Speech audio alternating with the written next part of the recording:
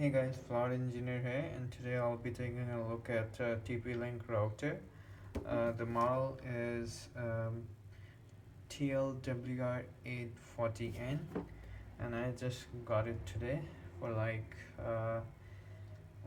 18 bucks. So I'll be unboxing it and showing you the contents of the router.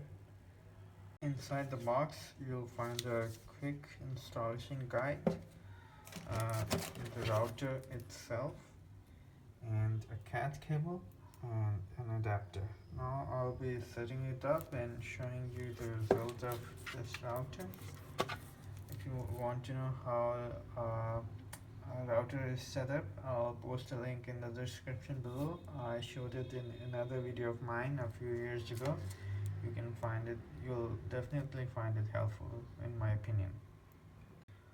On the back of the router, you'll find 4 LAN ports and 1 WAN port and a power source.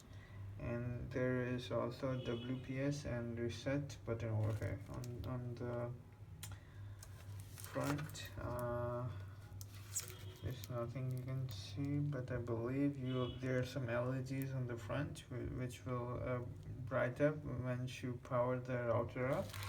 And the antennas are like this. It looks a bit attractive as well. I like what I'm seeing at the moment. Next step is to set it up.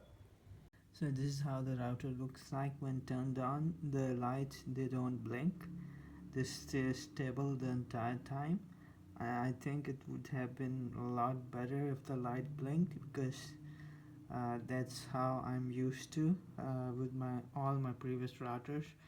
In fact, all routers I've used in my life, they always blinked, but this one, the lights, they just stay stable.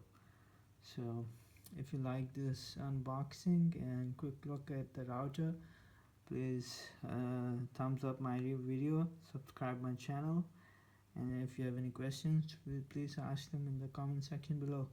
Thanks for watching. This is Flower Engineer.